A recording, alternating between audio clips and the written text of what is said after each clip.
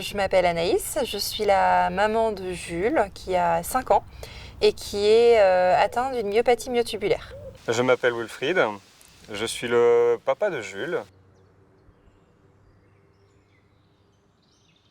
En fait, quand Jules a été diagnostiqué, le médecin qui nous a reçus nous a annoncé effectivement une espérance de vie de 12 mois. Si on recherche la myopathie myotubulaire sur Internet, c'est ce qui est indiqué en fait. 80% des enfants décèdent avant l'âge de 12 mois. Le premier choc lorsque Jules naît, c'est lorsqu'on est un peu entre guillemets expulsé. Enfin, Jules est là, mais nous, on nous tient à l'écart. Parce qu'il y a quelque chose qui ne va pas et que personne ne sait nous dire quoi.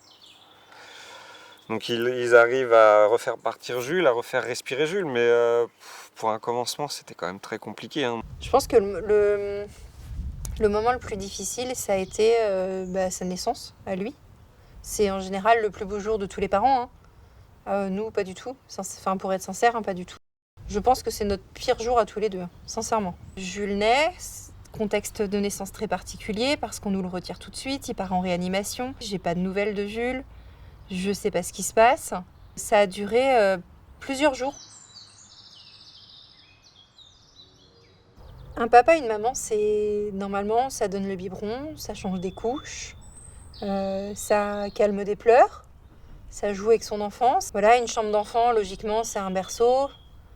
Allez, un peu de lumière, de la musique, une commode et puis beaucoup de vêtements. Nous, on a appris à changer une trachéotomie, à changer un bouton de gastrostomie. On a appris à faire un massage cardiaque, à détecter sur lui une insuffisance respiratoire, à utiliser un ballon pour le réanimer si besoin. On a appris à faire de la kiné respiratoire. Jules, il a dû ouvrir les yeux peut-être 1 mois après sa naissance. Les toutes premières semaines de vie, je me souviens très bien, il ne bougeait absolument pas. Qu'est-ce qui semblait interdit lorsqu'on a pris le diagnostic de Jules? Je dirais que un peu tout, quoi. Tout. Respirer tout seul, manger tout seul, se déplacer tout seul. Jules avait déjà du mal juste à ouvrir ses yeux, il avait juste du mal à lever son bras, à bouger sa main. Respirer, alors c'était compliqué. Respirer tout seul, c'était improbable. Ce qui fait qu'on s'est accroché après la naissance de Jules, il y a plusieurs choses.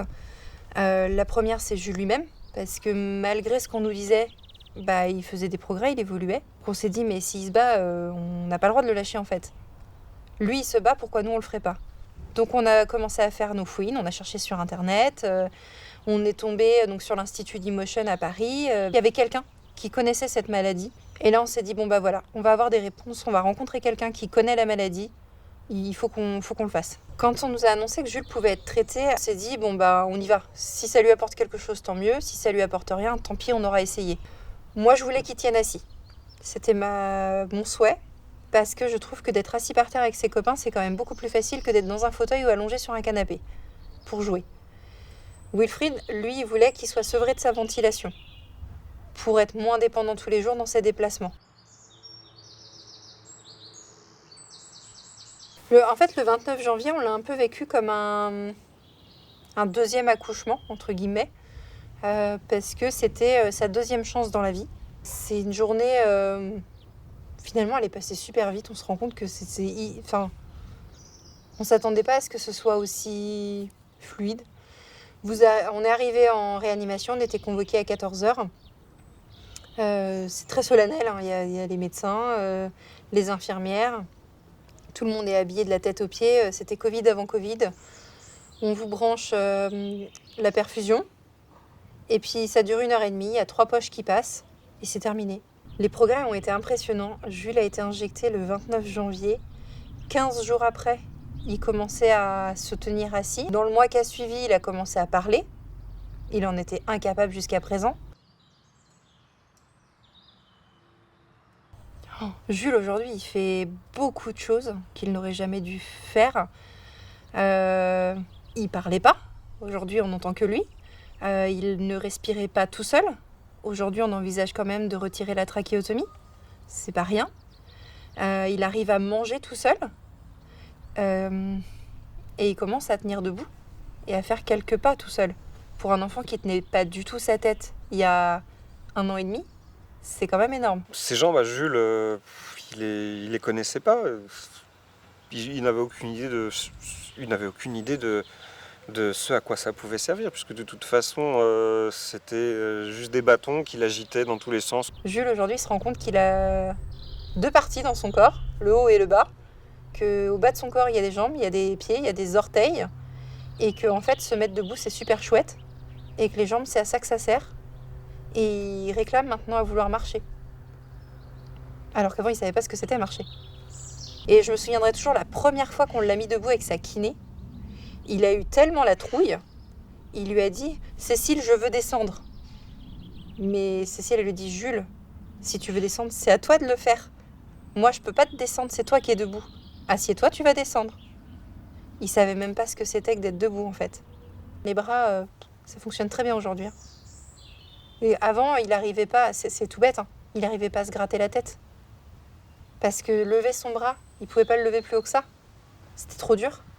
Aujourd'hui, il fait ce que fait un enfant normal.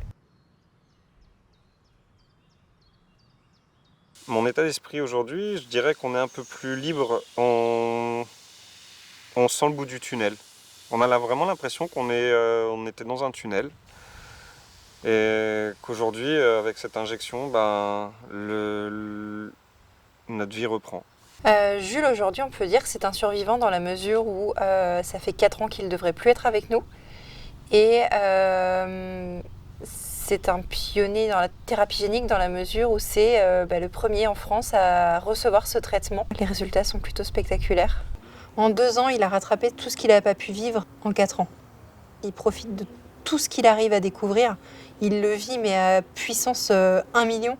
C'est incroyable, il est euphorique sur tout ce qu'on lui propose. Tout est trop génial pour lui. Moi, je me dis, mais c'est une revanche. Ce que je veux, c'est qu'il ait conscience de ce qu'il a traversé, de ce qu'on a tous traversé, et que malgré ça, on est tous toujours ensemble.